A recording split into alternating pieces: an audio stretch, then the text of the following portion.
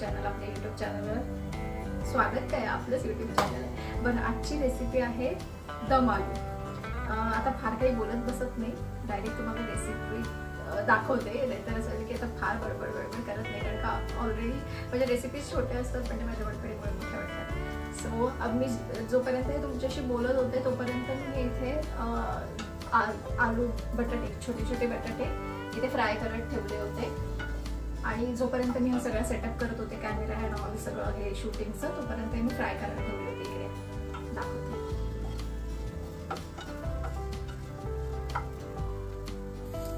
हे असे छान बटाटे फ्राय करून झालेले आहेत आणि जास्त नाही बघा, तेल पण थोडं नाही, अगदीच अर्धा चमचा टाकलं होतं. सो त्याच्यात असे छान फ्राय करून घ्यायचे जोपर्यंत असा ह्याला ब्राऊन रंग येत नाही. तर हे फ्राय करून छान फ्राय झालेले आहेत बटाटे. तर हे बाजारात दम आलू आपण सांगितलं किंवा ते असतात बऱ्याच ठिकाणी, तर आपल्याला ते मिळून जातात छोटे छोटे. अगदीच नसतील तर ऑप्शनल म्हणून, आणि जर दम आलू बनवायचं असेल तर जे आपल्याकडे नेहमी रेग्युलरवाले बटाटे असतात ते उकडून ते कट करून छोट्या छोट्या पीसेसमध्ये असे फ्राय करून त्याचीही बनवू शकता. हे ऑप्शनल आहे, सांगते. जर असे नाही मिळाल तर मोस्टली मिळतातच. तर हे जेव्हा फ्राय आपण करतो त्याच्यानंतर चवीसाठी त्याच्यात तुम्ही मीठ, हळद आणि आपलं घरातलं लाल तिखट हे 3 जे पदार्थ आहेत ते वापरले तरी चालतात. पण मी ह्याच्यात हा मसाला मॅजिक जो मिळतो बाहेर तो यूज करते. तो खूप कमाल लागतो. सो जर तुम्हाला ते मीठ, हळद, तिखट यूज करायचं असेल ते करू शकता, पण मी हे यूज करते. एकदा यूज करून बघा, छान लागतं.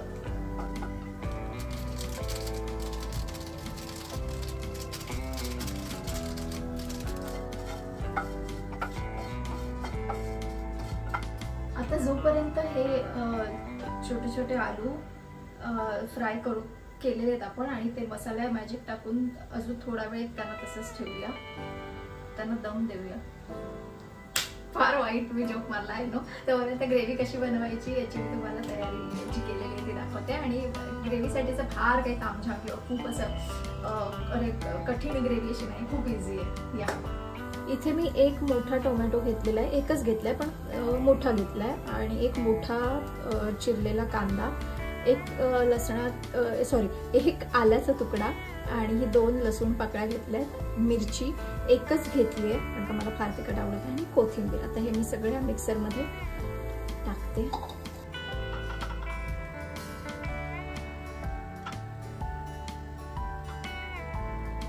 ही ग्रेव्ही बनवून आपली तयार आहे, जी मी तुम्हाला दाखवली होती.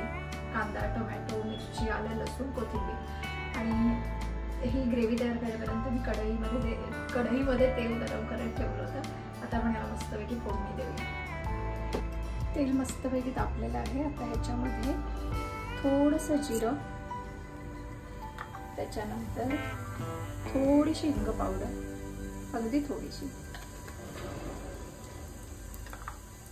त्याला अजून छान मस्त ते थोडंसं तडतडलं की मग आपण त्याच्यात ती ग्रेव्ही टाकणार आहोत. ग्रेव्ही म्हणजे आपण जे काही वाटण तयार करून घेतले ते.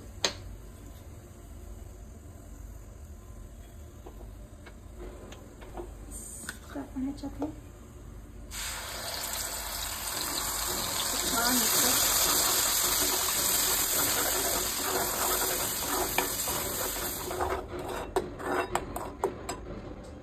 ह्याच्यामध्ये आपण सगळे थोडे थोडे मसाले टाकणार आहोत. थोडे थोडे, जास्त नाही. छोटा अर्धा चमचा हळद, त्याच्यानंतर आपल्या घरातलं लाल तिखट अर्धा चमचा. वाटेल असतं मला थोडंसं वाटतं म्हणून थोडंसं. हे सुद्धा घरातलंच लाल तिखट आहे, अर्धा चमचा.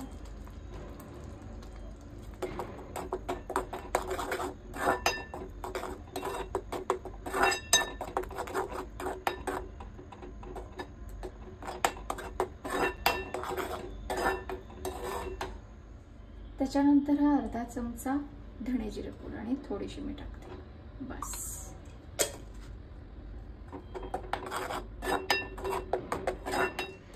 तर ह्या आपण वाटणामध्ये घरचेच मसाले टाकलेले आहेत. हळद, लाल तिखट घरचंच दोन्ही जे मी टाकले, एक खातूनचं लाल तिखट आणि एक जे काकीने मला घरी बनवते ते दिलेलं ते, आणि घरची धणे जिरा पावडर.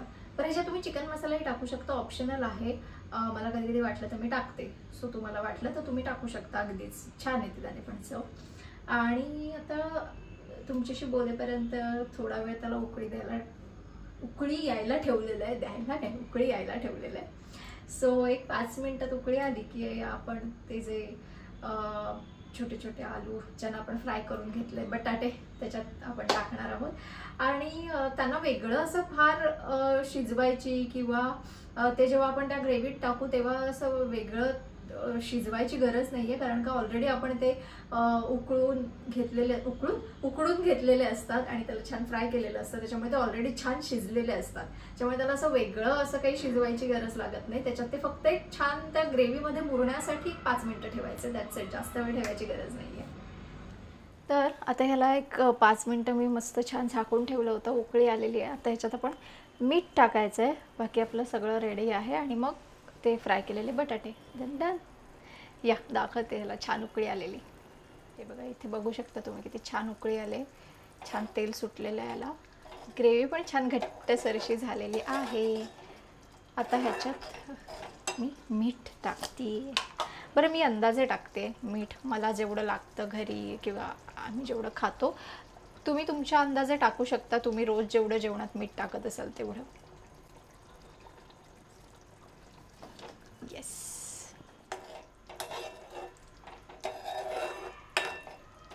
छान याला मस्तपैकी ग्रेव्हीला तेल सुटलेलं आहे. आता ह्याच्यात आपण हे मीठ ह्याच्यात छान मिक्स करून घेतल्यानंतर हे आपण जे फ्राय केलेले बटाटे आहेत ते मस्तपैकी टाकायचे त्याच्यात.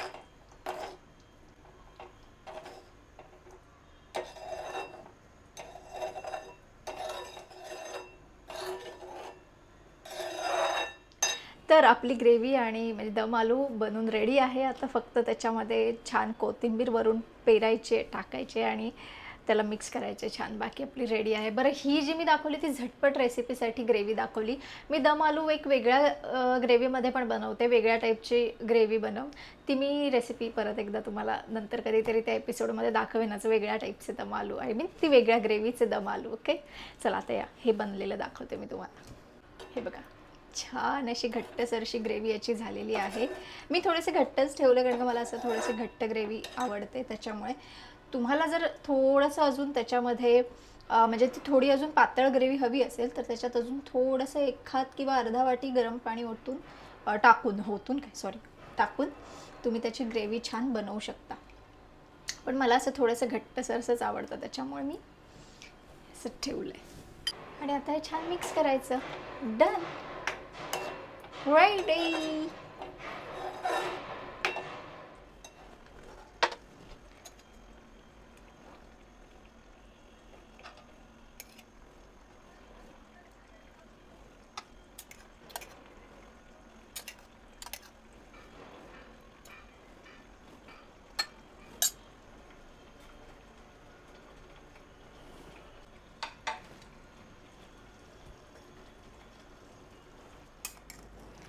आता मी ही दम आलू आणि रोटी बिटी काही नाही, चपाती गव्हाच्या पिठाची चपाती बनवली. उगाच ते आपल्याला छान वाटावं म्हणून रोटी.